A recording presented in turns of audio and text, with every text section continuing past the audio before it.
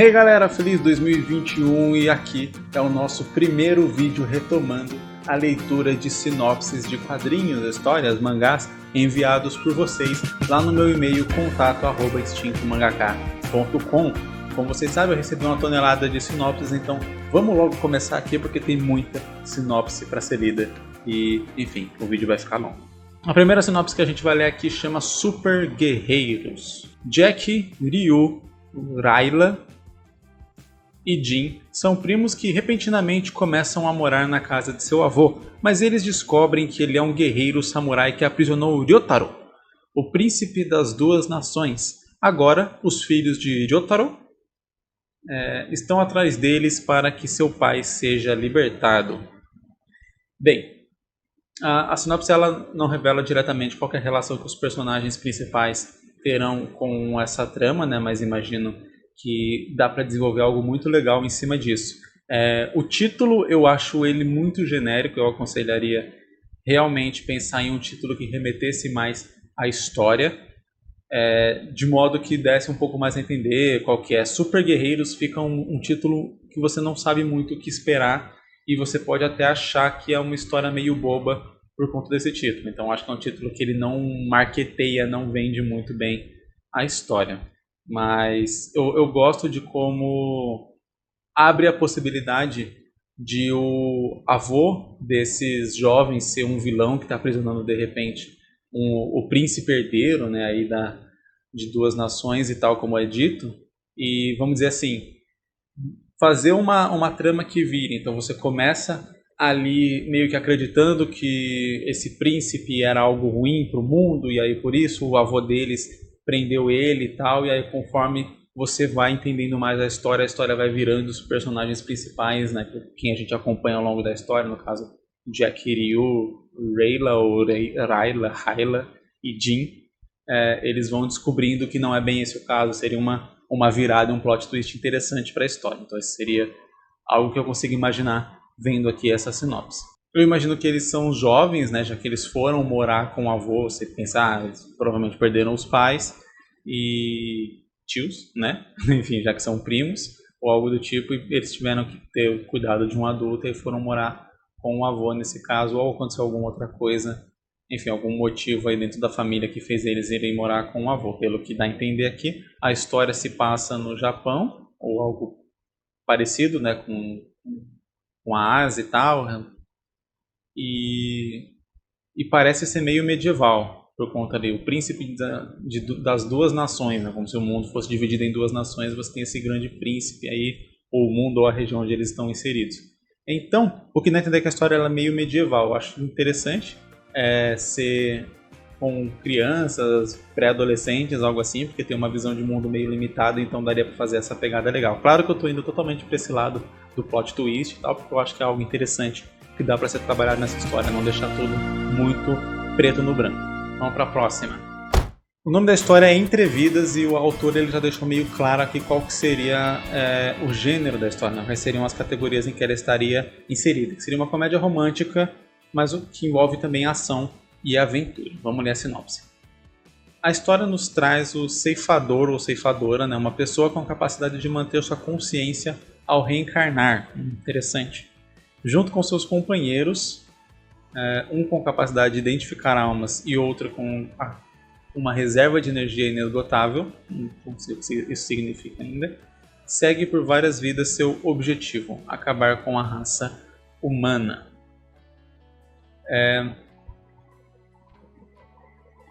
Eu achei que tem só um pequeno problema que eu tenho que falar nessa sinopse. O resto eu acho que tá ok, mas esse problema é uma coisa que me chamou a atenção logo assim que eu terminei de ler.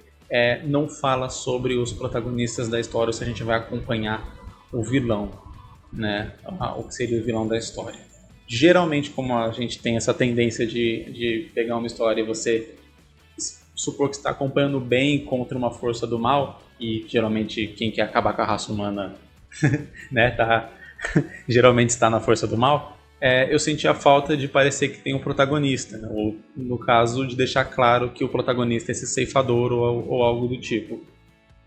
Eu gostei muito da premissa de ser alguém que consegue manter a sua consciência, então ele morre e mantém a consciência, coisa do tipo, e não me deixa muito claro em que período, época, lugar, espaço essa história se passa. Então eu não sei dizer se é uma história meio medieval, então ele vai tentar acabar com a raça humana de uma maneira mais física, digamos assim, com lutas, com um negócio de plano maligno, gigante ou algo assim. Se é uma história que se passa mais no tempo presente, então vai ser uma história com mais diplomacia, e esse acabar com a raça humana, apesar de ele ser uma criatura mística, ele tem esse objetivo de fazer isso através de uma diplomacia, sei lá, ascender até presidente, ou influenciar o presidente a começar uma guerra, algo desse tipo. São vários caminhos que essa história consegue seguir e que a sinopse ela não deixou muito claro qual deles a gente vai ir. Talvez com uma capa, uma imagem ou algo do tipo, isso se tornaria um pouco mais claro, mas só com o texto fica realmente difícil de a gente saber qual caminho exatamente essa história está seguindo. Então seria um ponto que eu colocaria para quando você vai montar uma sinopse para sua história, definir muito bem para que o leitor entenda onde a história se passa. Você não precisa dar todo o background do universo, mas com algumas coisinhas pequenas você já conseguiria entender para que lado a história está indo, porque de repente uma pessoa que está interessada numa história de diplomacia e tal, uma história mais assim, ela pode acabar lendo essa sinopse e achar que é esse caminho, e quando vê a história segue por outro caminho, que seria mais com um plano diabólico e coisa do tipo, para destruir a humanidade, ela se decepcionar. E aí não é nem que a história seja ruim, mas ela foi com expectativa errada e ela acaba não gostando por conta disso. Por isso, apresentar sua história da maneira correta é fundamental para conseguir leitores. Nessa parte aí eu já não estou falando tanto da história em si, mas da apresentação dela. Sobre a história, como eu disse, eu gostei bastante da ideia de manter a consciência conforme vai reencarnando. Isso abre margem para um personagem muito profundo, caso a gente vá acompanhar realmente o vilão e não exista uma espécie de protagonista bonzinho nessa história. Ou existam, né, as forças que vão confrontar o vilão são do bem, já que elas estão querendo proteger a raça humana, mas a gente vai acompanhar como principal o vilão. Eu acho que dá um personagem bem interessante, nesse sentido de que conforme ele vai falhando, vai voltando, esse tipo de coisa, ele vai tendo que... Enfim, ele vai pensando sobre todas essas falhas, sobre essas coisas, vai deixando um personagem muito complexo e muito complexado, com suas próprias ambições, com razões, com objetivos. É bem interessante. O jogo Epic Seven, que é um jogo mobile, ele tem uma história mais ou menos assim. O objetivo do protagonista, ele não é um vilão, ele não quer destruir a raça humana, mas ele tem essa questão cíclica de que ele vai renascendo e voltando, e como isso mexe um pouco a cabeça do personagem, ele vai meio que perdendo um pouco a noção da realidade. Acho que isso pode ser trabalhado na psique do personagem, fica bem interessante. Já a questão dos ajudantes dele não fala muito, só fala mais ou menos a habilidade deles, que me demonstra mais uma empolgação do autor com o que ele criou do que realmente algo de passar a ideia da história. Então, um tem capacidade de identificar almas, mas na sinopse você não consegue entender por que isso seria útil ou interessante. O outro tem uma reserva de energia inesgotável. Então, sei lá, dá a entender que é tipo um Naruto que tinha o chakra maior que os outros, então ele pode usar poderes a mais, não sei. Como eu disse, não deixa muito claro em que isso seria útil dentro da premissa da história. Vamos para a próxima. Por acaso você começa a desenhar, mas você sente que o desenho não está saindo da maneira como você queria que ele saísse? Ou de repente você vê alguns tutoriais no YouTube e você acha muito legal o que eles falam, consegue entender, mas na hora de passar para o papel, parece que você não tem aquele mesmo resultado, parece que tem alguma coisa faltando no seu desenho. Você por acaso não está muito satisfeito com os desenhos que você está fazendo e você acha que eles estão saindo meio torto, meio estranho, eles definitivamente não são aquilo que você imaginava? Então pode ser que você esteja tendo um problema na parte mais básica de um desenho, que é exatamente o esboço. E é exatamente para ajudar pessoas como você que eu fiz um curso grátis de esboço. E quando eu falo grátis, é grátis mesmo. Você só precisa cadastrar o seu e-mail no site para você receber um link onde você pode acessar 5 aulas desse curso, que são aulas que focam desde a parte teórica, explicando o que é esboço, por que ele é importante no seu desenho, qual a diferença que ele faz no seu desenho, até como você vai conseguir traçar os seus primeiros esboços, né? Esboços? Não sei como é que fala isso.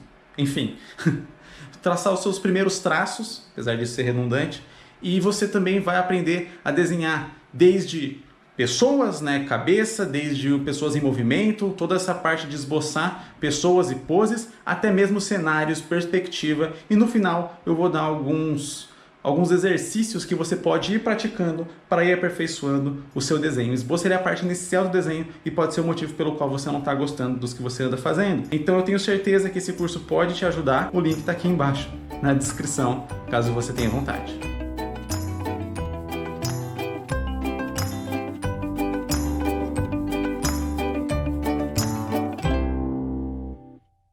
O nome dessa história aqui é Kanashibari. Uma agência secreta não governamental captura e cataloga entidades e seres sobrenaturais ou fora do comum, conhecidos como anomalias. O protagonista, enquanto procura emprego, acaba sendo capturado por essa organização por ser considerado uma anomalia. Por causa de seu estranho poder de projeções astrais... Será uma anomalia por causa do seu poder de projeções astrais. É que tem uma vírgula ali e me confundiu. Ponto. Vamos parar de fazer barulho aí? Estou tentando gravar? Obrigado. Então, em troca de sua liberdade e um salário, ele trabalha nessa agência e com seus colegas enfrentarão deuses, demônios, entidades cósmicas, seres folclóricos e todos os tipos de anomalias que encontrarem, com o intuito de catalogar, capturar ou até mesmo matar essas criaturas enquanto enfrentam uma terrível organização que deseja usar os poderes das anomalias para controlar o mundo. Gostei bastante dessa sinopse. Assim, é uma história que, querendo ou não, a gente já viu milhares de vezes, né? De uma agência que quer capturar monstros ou catalogar monstros ou coisa do tipo. Porém, isso é um tema muito abrangente que dá para explorar de inúmeras formas possíveis e é sempre muito interessante. Então, por mais que seja uma história meio batida, né? Você pega várias... Enfim, não vou citar exemplos, mas tem várias histórias que tem mais ou menos essa mesma... Mas apesar de ser uma história que é muito batida, que a gente já viu várias vezes, ainda assim é um contexto muito interessante, a gente sempre fica com vontade de ver mais, porque como ele é muito amplo, dá para trabalhar de inúmeras formas. Esse é meio que só o background da história. Como se trabalha isso e qual tema você resolve abordar com esse background é o que faz a sua história ser única e original, mesmo tendo um background que, como eu disse, já foi utilizado várias vezes, né? Esse de uma agência que luta contra monstros. Uma agência, né? Enfim, tipo uma empresa ou coisa do tipo. Até Macaimei, se for parar a pensar, ele segue mais ou menos essa premissa. O objetivo da agência em si não é lutar contra os monstros, mas esse acaba sendo na prática o que eles fazem, né? Então, as histórias que você conta com relação a isso é o que vão trazer originalidade para a sua história.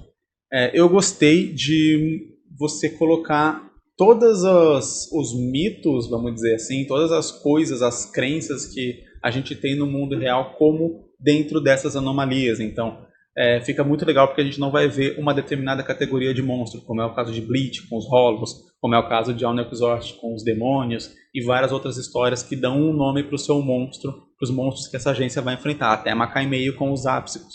Então você coloca ali deuses antigos, você coloca demônios, ou o que seria, né, criaturas da demonologia, enfim, até coisa que entidades cósmicas, imagino que esteja fazendo referência a Lovecraft, e enfim, seres folclóricos, colocar tudo isso no mesmo pacote abre muita margem para muitas histórias interessantes e de investigação mesmo.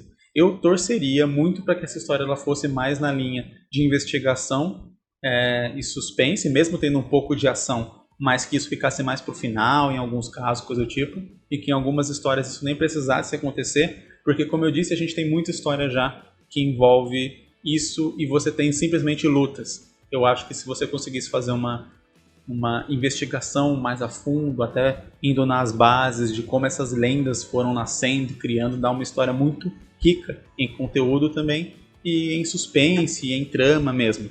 E sempre vale ressaltar aqui, né, essa sinopse ela conta muito mais sobre a agência, sobre o mundo, sobre o background. A gente tem que sempre comprar a luta do protagonista. Aqui fala que o protagonista estava procurando um emprego e ele meio que foi capturado achando que ele era uma anomalia por conta de uma certa habilidade que ele tem. Essa habilidade ela tem que ser muito bem explicada do porquê ela não é uma anomalia, se existem outras pessoas com habilidades assim, e quando essas habilidades elas são consideradas anomalias ou são consideradas normais. Talvez até uma discussão de preconceito e coisa do tipo que fica interessante para colocar dentro da história. Então, como eu disse, é um background que ele abre muita margem para você fazer muita coisa. Então o foco é você pegar os personagens, os objetivos dos personagens e a trama que você vai contar e como você vai contar essa trama para fazer a sua história ser única. Próxima sinopse chama Derinta, ou Derinta, não sei. Eu não tenho certeza se ele digitou errado ou se realmente é Derin o nome. Não sei. Mas eu vou ler do jeito que está aqui então. Derin é um híbrido entre um anjo caído com uma deusa grega, que não teve o despertar de seus poderes quando nasceu. Então o garoto acaba sendo ajudado por seus familiares a usar aparelhos tecnológicos para que o mesmo possa se tornar um grande herói como seu irmão mais velho, Sônico Derin. Ah, entendi. DS é o nome do protagonista. Um nome estranho, chamar de DS. Aqui o autor ele ressalta que ele queria contar a história em formato de livro, pois ele acha que ela vai ser muito longa, com vários plot twists inclusive, e que não daria para colocá-la num one shot. Então provavelmente ele já viu os vídeos aqui de sinopse que eu recomendo sempre começar por um one shot. Então vamos lá, deixa eu rever aqui. Uma coisa que eu sempre comento em qualquer história que é preciso muita habilidade para fazer é você juntar tecnologia com magia. Porque são dois universos completamente diferentes e um para mim é até meio que oposto ao outro.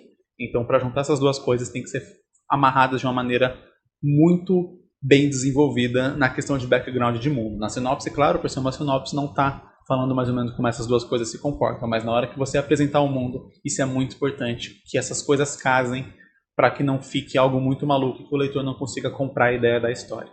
Pelo que fala aqui na história sobre os pais dele ajudarem ele a se tornar um grande herói como irmão mais velho dele, me mostra que essa questão de ser um grande herói ou algo assim, ou de ser herói, é algo meio que institucionalizado dentro desse mundo. O que significa que, enfim, você virar um herói é algo que se almeja, algo que se deseja.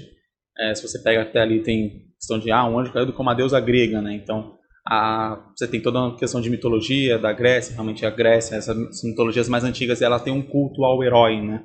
Ao personagem que ele vai... Ao personagem não, a pessoa que ela vai se destacar e vai fazer grandes atos de conquista ou coisa do tipo, né? Pega tipo um Alexandre o Grande, essas coisas assim.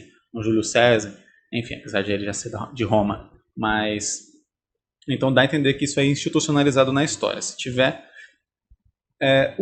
o conceito de ser um herói é uma coisa muito mística, muito mitológica. Então, o que seria ajudar a tornar um herói é algo que gera muita margem para interpretação. Eu não sei qual é o sentido que você está querendo colocar na sua história, mas uma coisa que eu acho interessante. Já estão voltando a fazer bagunça de novo? Safado. Queria que desse pra captar seu miado no fone. E por ser algo muito mitológico, muito uma questão de uma lenda, né, de a pessoa que é um herói que fez um grande ato, é também um peso muito grande nas costas de quem talvez tenha que carregar esse fardo. Principalmente quando não é algo que acontece de forma natural, né? Geralmente heróis acontecem de forma natural. Ele está numa aventura, ele tem um alto de coragem e daí de heroísmo, e por conta disso ele acaba se tornando uma lenda, enfim, um mito. Se você tem desde pequena a cobrança de ser um herói, isso gera um complexo muito grande na própria psique do personagem. E aí eu acho bastante interessante, nesse ponto, poder trabalhar isso dentro da história. De como esse personagem vai se comportar em relação a isso. Talvez, quando é criança, até com uma visão mais ilusória, né, de desejo mesmo. E conforme ele vai envelhecendo, vai tendo contato com o que realmente significa ser um herói, dentro dos padrões que esse universo vai criar, né, que o seu universo vai criar, afinal de contas, toda história ela tem que ser gerida dentro de regras do próprio universo. Essas regras não precisam necessariamente ser verossimilhantes com a nossa realidade, mas é bom que dê para comprar, né? Não pode ser algo completamente absurdo, porque senão o leitor nem compra e ele nem entra na história. Então, eu acho que dá para fazer uma coisa interessante. Ainda mais que você colocou aqui que vai ter vários plot twists ao redor da história, né? Ao longo da história. Eu espero que talvez alguns estejam reservados para a própria decisão que o personagem vai tomar com relação a essa pressão que tem nele ser um grande herói. A decisão de transformar a história em um livro, por ela ser muito longa, pode ser uma boa decisão, mas fica mais ou menos dentro da mesma coisa, né? Claro que desenhar um quadrinho ele leva muito mais tempo do que escrever um livro, mas o que não torna o processo de escrever um livro algo muito mais simples e muito mais rápido também. Depende muito da velocidade com a qual você consegue fazer isso. Então vamos dizer que é uma boa desculpa, mas dependendo da sua velocidade, do seu engajamento ali com a história, em conseguir escrever mesmo, botar sua ideia no papel, pode ser uma desculpa meio esfarrapada. Mesmo fazendo em livro, eu sempre aconselho você a tentar encurtar a história o máximo possível. Claro que um livro comum, né, um livro de literatura, de história fantástica, tem por volta de 200 páginas, né? Você talvez consiga fazer um livro de 200 páginas ali em menos de um ano, de repente. Um quadrinho é muito difícil você fazer um de 200 páginas em menos de um ano, e você vai contar muito menos história em um quadrinho de 200 páginas em relação ao livro de 200 páginas. Então, pode sim ser uma boa decisão, desde que você consiga produzir isso com certa velocidade.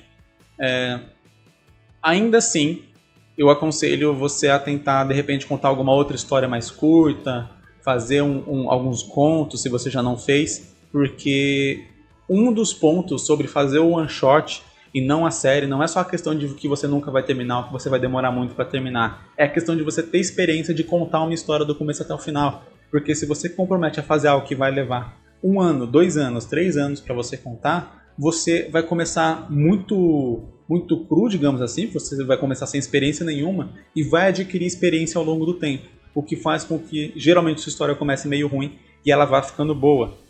E se você não fizer um trabalho de retrabalhar, né, de refazer esse começo, que provavelmente vai estar ruim porque você está começando agora, a primeira coisa que está fazendo, então você sempre vai melhorar com o tempo, essa tendência, muitas vezes o leitor não vai conseguir passar por aquele começo para chegar na parte que a história fica boa, porque você começou muito cedo. Então tem a ver com experiência também. Antes de você fazer algo muito grande, você faz algo menor para você ir adquirindo experiência, entender algumas coisas, cometer os erros que você tem para cometer rápido, para que você não cometa eles em algo que depois fica muito difícil de você arrumar. E essas foram as sinopses de hoje. Se a sua não foi lida aqui, não se preocupe, tem uma tonelada aqui, mas está tudo salvo e eu vou lendo aos poucos. Então, se não foi nesse vídeo, pode ser que seja no próximo. Continue acompanhando porque, como eu disse, eu sempre tento fazer aqui nesses vídeos dicas de forma abrangente que possam ajudar você, mesmo você não sendo o autor da sinopse que eu tô lendo aqui, porque de repente sua ideia pode ser parecida, ou você pode ter algumas premissas parecidas, ou de repente eu posso falar alguma coisa que simplesmente desperte algum tique aí em você e pense, isso é uma boa ideia para colocar na minha história de repente. Essa é a minha função, esse é o meu objetivo aqui com esses vídeos. Muito obrigado por ter assistido esse vídeo, valeu, falou, é nóis!